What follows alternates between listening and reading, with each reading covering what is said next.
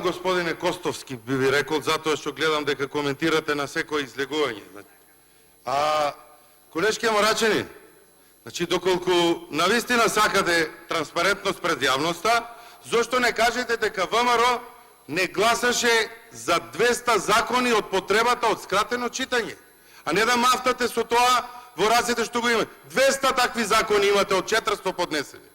200 закони.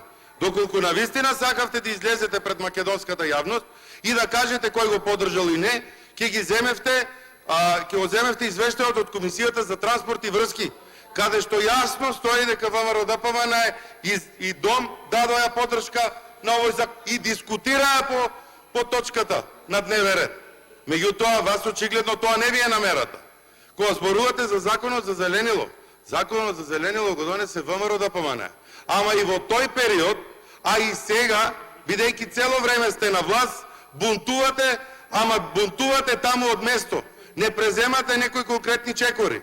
Затоа што 10-15 дена стои законот за отпад, ама реагирате таму само од место. Никако да станете и да преземете некоја акција против коалиционите партнери. Сега према СДСМ, а во минатото према нас.